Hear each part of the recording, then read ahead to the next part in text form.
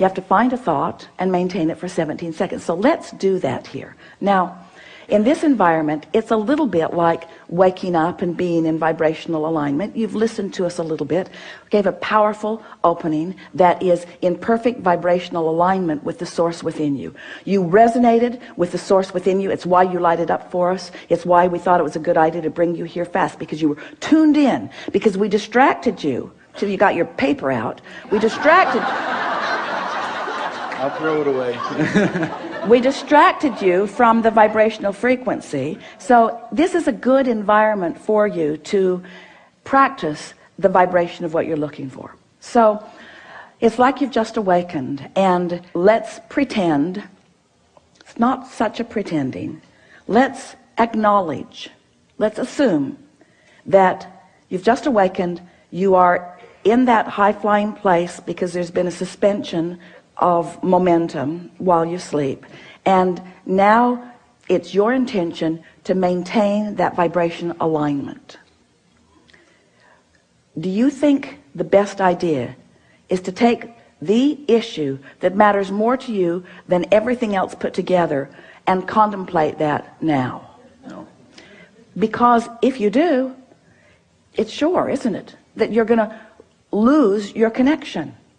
So what we want to convey to you, what we want you to all hear from us, if we can convince you that the connection is what matters and solving that problem isn't, if you can hear that, because if you can sustain the connection for a little while, the problem will evaporate, because in the absence of the vibration of it within you, it can't continue to be your experience.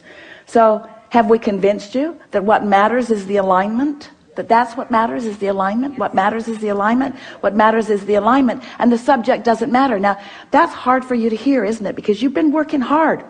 You told us you've been working hard, you've been trying hard. You try hard to get from where you are to where you want to be, and we want you to understand.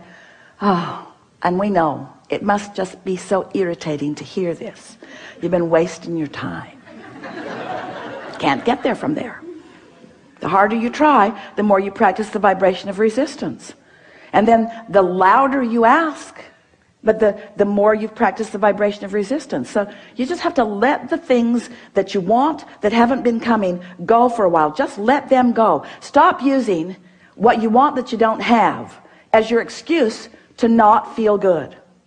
In order to sort of drive this point home in a way that you can really hear it, we've begun speaking about your point of attraction. Your point of attraction, do you sort of understand that? If you are the creator of your own reality, and if law of attraction is responding to your vibration, then doesn't it make sense that you're standing with a habit of thought, with a pattern of vibration that is being responded to, your point of attraction? So if you're fearful all the time, your point of attraction is very far from what you really want. If you're ornery all the time, or a lot of the time, your point of attraction is different from what you want. Your emotions are your indicator of what you're doing vibrationally. Have you been listening to us long enough to sort of understand what we mean by that? You were source energy before you came into this physical body, and a part of you came into this body. A part of you came into this body, but the larger part of you is still non-physically focused. Just deal with that. Humans want to call that your soul, or God force. We want to call it that non-physical eternal part of you that you have sprung forth from, but that you're still intricately tied with. It's your vibrational nature. It's your true vibrational nature. So that part of you adores you. When you're mad at you, you cause a vibrational difference. That part of you loves others. When you find someone who is despicable, Esther loves that word, despicable, you cause a vibrational variance. So when you separate yourself from you by the logical thing that you've chosen, that's a vibrational variance. But if you practice it long enough, then you end up in this sort of habit of vibration. So we've been wanting to demonstrate that your point of attraction is like a sort of swirling state of being. It's a vibrational disc, sort of like the seven dwarves. There was Henri, well, they called him grumpy, but same difference, and happy, There was dysfunctional and passive aggressive. So Esther's up to about 200 dwarfs now. She's having such fun. She recognizes them around in herself and others. So there are these habits of thought, these vibrational habits of thought that represent this sort of vibrational place where you hang out. And so if you've been hanging around in hopeful but not believing, then that's what the universe leads you to. If you're hanging around in despair or discouragement, then that's what the universe leads you to.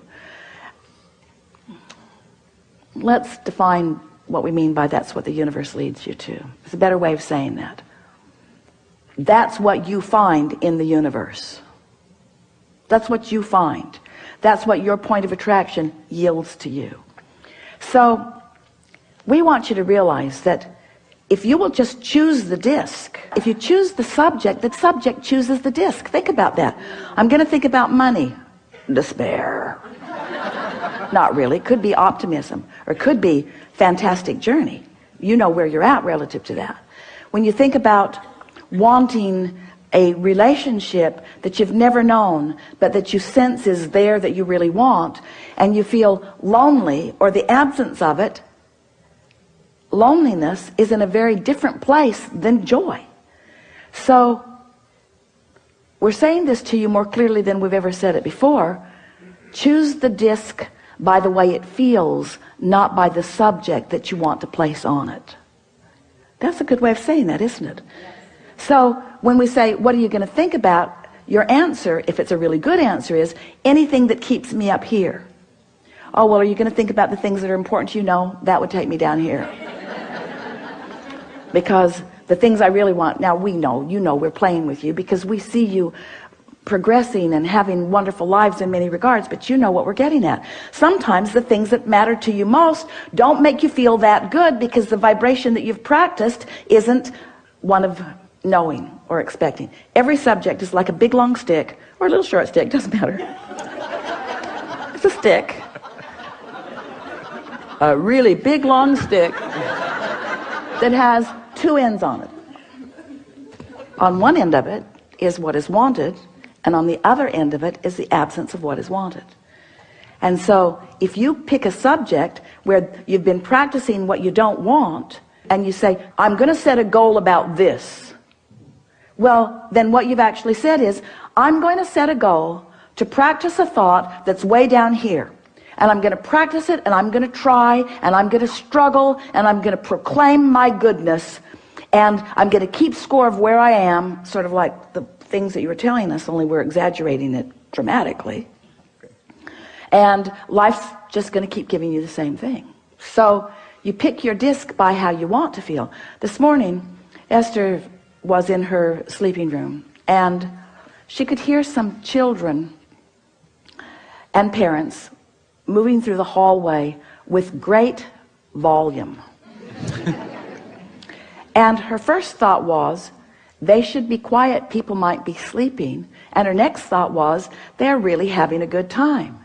Now, which of those thoughts do you think was the best thought for Esther to think? They're really having a good time. Then Dad started singing. It was awful. The worst voice ever.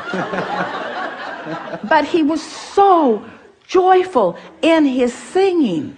And Esther thought, that's really a beautiful thing. I hope no one ever tells him how bad he is at this. So she had the potential of going all over the place, but because she's been practicing that, it's like that's where the thoughts now must be. The thought could start out down here because bad singing is bad singing. In other words, you just know the difference, don't you? So her thought started out here, but because she was here, her thought just had to join her up here. She just couldn't stay down there. Not that long ago, her vibration would have joined her down there. Now, her thought is joining her vibration. Can you feel the difference? That's step 4. I've sustained my vibration long enough that everything in my universe has to join me where I am, or it's going to bounce right off of me. If it's going to join me, it's going to be where I am. I now have creative control of my environment. That's step 4. So let's just start really generally. So you've just awakened. You've heard everything that we've said. We know that you're internalizing it. The audience is with you. So what do you want to say now that you've awakened? This bed is really comfortable. You are brilliant. You are brilliant. The bed is comfortable. What else you want to say? The pillows are really comfortable. Yeah. All 4 of them. Yeah. Yeah. What else? I feel great. I feel happy. I feel in tune with my body. Yeah. You've got it. You've got it. And any thought like that, now stay there for 17 seconds, and then another, and then another, and then another, and then another, and then do it tomorrow, and the next day, and the next day, and the next day, and the next day, and the next day. And before you know it, we won't be having a conversation about what's missing in your life. The conversation that we'll be having is, you'll say to us or to whoever you're talking to, you know, I just let it go for a while, because I realized that the subject that was so important to me had me sort of bound in a frequency that wasn't good to me for me. So I just let it go for a while, and I just focused upon the things of my life that felt really good to me. And I did it and did it and did it and did it until more thoughts joined, more thoughts joined. You see, because once you sustain this, even for a little while, the manifestations that start flowing are more good feeling emotions, powerful thoughts moving into your experience. You begin getting impulses that lead you right where you want to be. What Esther is discovering, now that she's there so much of the time, is that she'll get an impulse to do something that formerly she thought would not have been a very good idea to do it, but she'll do it, and then something will unfold that for just a minute she'll think, oh, I'm not sure if that was a very good idea either, but then that will cause a question to be asked within her that will bring a solution, and she'll realize, I was just led right down a path from where I am to where I want to be. Because she's heard us say, and you have too, that the source within you knows where you are in relationship with everything you want, and knows exactly what the path of least resistance is to get you there. But you've got to try a little bit to be on a vibration of least resistance. And as you start hanging out in a vibration of less and less and less resistance, it's just going to amaze you at first when you realize how smart non-physical is, how caring they are about where you are, how much they know about where you are in relationship to where you want to be. And they'll just guide you and guide you and guide you and guide you. And you know what the best part is? The journey is so fun. You keep thinking it's the destination that's going to ring your bells. The journey rings your bells. Because in the absence of resistance, it's fun here, and it's fun here, and it's fun here, and it's fun here, and it's fun here, and it's fun here, and it's fun here, and it's fun here, and it's really fun here, and it's really fun here, and it's really fun here. And that was so interesting, and I like this so much. And before you know it, every day of your life is one of just moving into things that are interesting and fun, and sometimes challenging, which is both interesting and fun, you see. You don't have to be where you think you want to be in order to be happy. You just got to be on the way to where you want to be in order to be happy. When you go on vacation, you're going to go here and here and here and here and here and here, and you're going to end up back home, and you never say, final destination is home. I'm already there. Why go? Because you know why you're going. You're going for the stimulation. You're going for the life it gives you. You're going for the fun. It's not the end result, and there is no end result. There is no ending. Step 4 has got to tell you that. We've been hanging around on step 1, step 2, step 3 for quite a long time. Now we're in step 4. Doesn't that let you know? It never ends. And there's a 5 and a 6 and a 7. Don't worry about it. We're just kidding. It's just more of the same. It's just more. Once you get this and you've got this, once you practice this and you are, once you sustain it and you know how to do it, life's just going to yield to you all of the reasons that you said, I'll go forth into this physical experience. Not one of you said, I'll deprive myself in order to really want something. Not one of you said, I'll go forth into a broken world and I'll patch it up. You didn't say that. You said, I'll go forth and I'll figure out what I want and I'll line up with it and I'll feel good. And the wholeness of who I am is going to flow through the specifics of what I'm living.